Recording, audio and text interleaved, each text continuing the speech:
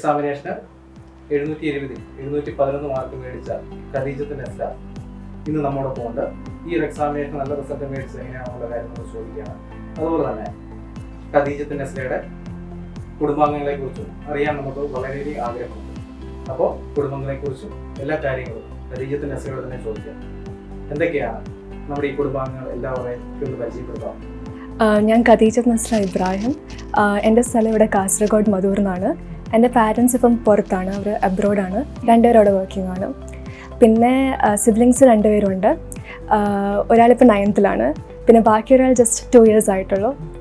പിന്നെ എൻ്റെ കൂടെ ഇപ്പോൾ ഉള്ളത് എൻ്റെ കാക്ക സലാം, എൻ്റെ അങ്കിളാണ്, മദേഴ്സ് ബ്രദർ. പിന്നെ എൻ്റെ അമ്മായി, പിന്നെ എൻ്റെ കസിൻ സിസ്റ്ററാണ്.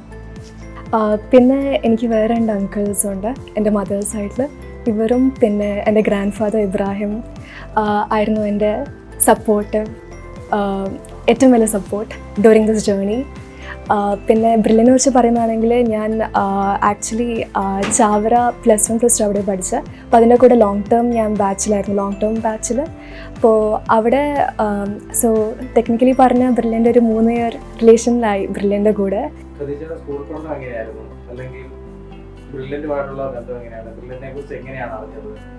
ഈ ഒരു സ്കൂൾ കാലഘട്ടത്തിൽ ഏറ്റവും നല്ല ചോയ്സ് ആയിട്ട് ബ്രില്ലിനെ തിരഞ്ഞെടുക്കാൻ എങ്ങനെയാണ് സാധിച്ചത്? അത് എങ്ങനെയാണ് അറിഞ്ഞത് ആ ഒരു കാര്യത്തിലേക്ക് എത്തിയത്?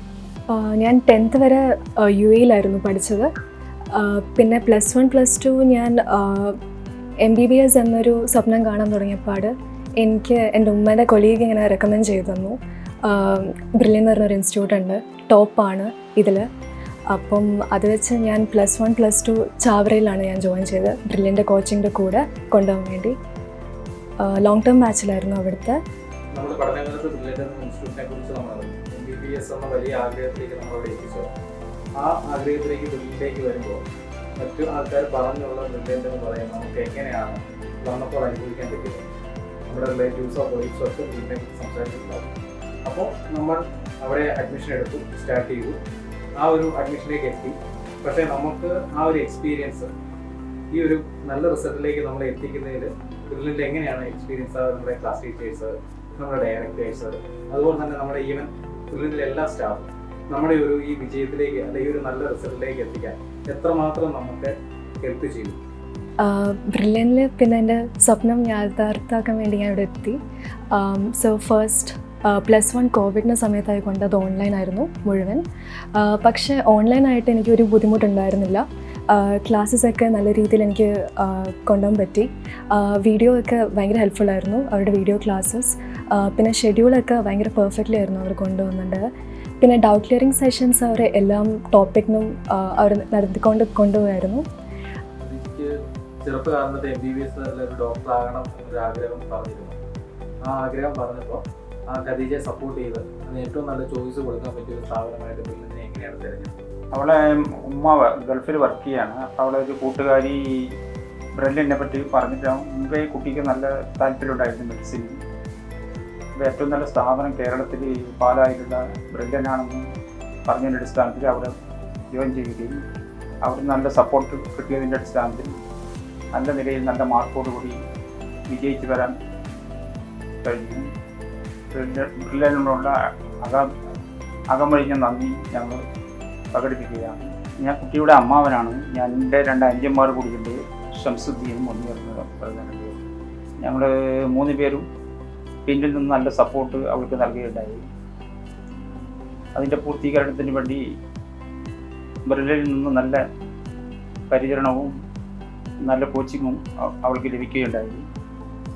ആസ് എ ഗാർഡിയൻ എന്ന നിലയിൽ നമ്മൾ MBBS എന്ന് പറയുന്ന ആഗ്രഹത്തിൽ കുട്ടി അവിടെ എത്തിച്ചപ്പോൾ അവിടുത്തെ ഡയറക്ടേഴ്സ് ആണല്ലോ, നമ്മുടെ ടീച്ചേഴ്സ് ആണല്ലോ, പ്രൊഫസേഴ്സ് ആണല്ലോ, ബ്രില്ലിൻ്റെ എല്ലാ ഫാക്കൽറ്റീസും ആസ് എ ഗാർഡിയൻ എന്ന നിലയിൽ സാറിനോട് എങ്ങനെയാണ് പെരുമാറുന്നത്? അല്ലെ ഒരു കുട്ടിയെ നമ്മൾ കൊണ്ട് ചേർക്കാൻ ഉദ്ദേശിക്കുമ്പോൾ അവിടെ നമ്മുടെ ഒരു ഗാർഡിയൻ എന്ന നിലയിൽ സാറിനെ കുറിച്ച് ഒരു അറ്റ്മോസ്ഫിയർ എങ്ങനെയായിരുന്നു, ഒരു ഫീലിങ്സ് എങ്ങനെയായിരുന്നു? ഞങ്ങളൽപ്പം ഭയപ്പാടോടുകൂടി ഇവിടുന്ന് അല്പം ദൂരമുള്ള ഒരു സ്ഥലം എന്ന നിലയിൽ പാലായിക്കൊണ്ട് ചേർത്തപ്പോൾ ഉണ്ടായ ഒരു ഇത് കുറച്ച് കഴിഞ്ഞപ്പോൾ തന്നെ അവിടുത്തെ അവരുടെ ഫാക്കൽറ്റിയും അവിടുത്തെ ബാക്കിയുള്ള എല്ലാ സ്റ്റാഫുകളിൽ നിന്നുള്ള അകമഴിഞ്ഞ അവരുടെ സഹകരണം സ്വന്തം നാട്ടിലുള്ളൊരു സ്ഥാപനം എന്ന നിലയ്ക്ക് ഞങ്ങൾക്ക് മുമ്പിലോട്ട് കൈകാര്യം ചെയ്യാൻ കഴിയും. അതുകൊണ്ട് സധൈര്യം ആർക്കും അവിടെ കുട്ടീനെ ചേർത്ത് പഠിപ്പിക്കുന്നതിനുള്ള ഒരു തടസ്സവും ഇല്ല എന്ന് ഞങ്ങൾ മനസ്സിലാക്കി. സാർ പഠനകാലത്തിൽ കുട്ടി എങ്ങനെയായിരുന്നു? ഈ ഒരു എക്സാമിനേഷൻ ഇത്രയും വലിയൊരു റിസൾട്ട് പ്രതീക്ഷിച്ചിരുന്ന എക്സാമിനേഷൻ? കുട്ടി നന്നായി പഠിക്കുന്ന ഒരു കുട്ടിയായിരുന്നു. അവൾ പ്ലസ് ടു കഴിഞ്ഞ പാടലുള്ള എൻട്രൻസ് എക്സാമിനേഷനിൽ 486 മാർക്കുകൾ ലഭിച്ചിരുന്നു. അപ്പോൾ സ്വാശ്രയിൽ കോളേജിൽ അവൾക്ക് അഡ്മിഷൻ ലഭിച്ചിരുന്നു. അത് കാശ് മുടക്കി പഠിക്കാനുള്ള താല്പര്യം കുട്ടിയിലുണ്ടായിരുന്നില്ല. അവൾക്ക് കൂടുതൽ സപ്പോർട്ട് ഞങ്ങൾക്ക് അവൾ തന്നു. ഞാൻ ഇങ്ങനെ പഠിച്ചെടുത്തോളും, എന്നെ ഞങ്ങൾ പാലായി കൊണ്ട് ചേർത്താൽ മതി എന്ന് അവളിൽ കൂടി നിർബന്ധത്തോടു കൂടിയാണ് ഞങ്ങൾ പാലായിലേക്ക് അവിടെ അഡ്മിറ്റ് ചെയ്തത്. അവിടെ നല്ല സപ്പോർട്ടും മറ്റും കൊണ്ട് എൻ്റെ നിലയിലുള്ള മാർക്ക് അവൾക്ക് ലഭിച്ചു. 711 മാർക്കോളം കിട്ടിയിട്ടുണ്ട്. സാർ മോൾക്ക് 711 മാർക്കോളം കിട്ടി. മോളുടെ പഠന രീതികൾ എങ്ങനെയായിരുന്നു ഓരോ ദിവസത്തേക്ക്? അവിടെ അപ് ടു ഡേറ്റ് എല്ലാ കാര്യങ്ങളും ടീച്ചേഴ്സ് പറയുന്ന വിധത്തിൽ തന്നെ ഫോളോ ചെയ്യുന്ന ഒരു ഹാബിറ്റുള്ള കുട്ടിയാണ്.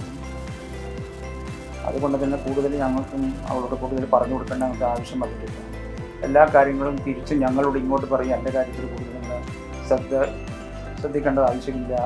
ഞാൻ എങ്ങനെയും പഠിച്ചവിടുന്ന് നല്ല മാർക്കോട് കൂടി പുറത്ത് വരാൻ വേണ്ടി പോയതാണ്. അതുകൊണ്ട് ഞാൻ മാക്സിമം ട്രൈ ചെയ്യുന്നുണ്ട് എന്നെപ്പോഴും പറഞ്ഞുകൊണ്ടിരിക്കുകയാണ്. കാസർഗോഡ് ജില്ലയിൽ തന്നെ നീറ്റ് എക്സാമിന് 720-711 മാർക്ക് മേടിച്ച് ഉജ്ജ്വല വിജയം നേടിയ ഖദീജത്ത് നസ്രിയുടെ കുടുംബത്തോടും ഈ ഒരു സമയം ഞാൻ എല്ലാവർക്കും ഈ ഒരു സന്തോഷത്തിൽ പങ്കെടുക്കാൻ അവസരം ലഭിച്ചതിന് നന്ദി പറയുന്നു. എൻട്രൻസ് സംബന്ധമായ വാർത്തകളും അപ്ഡേഷനുകളും ഏറ്റവും വേഗം ആധികാരികമായി അറിയാൻ ബ്രില്യൻറ്റ് സ്റ്റഡി സെന്റർ പാല യൂട്യൂബ് ചാനൽ സബ്സ്ക്രൈബ് ചെയ്യുക, ബെൽ ഐക്കൺ അമർത്തുക. ഈ വീഡിയോ മറ്റ് സുഹൃത്തുക്കളിലേക്കും ഷെയർ ചെയ്ത് നൽകുക.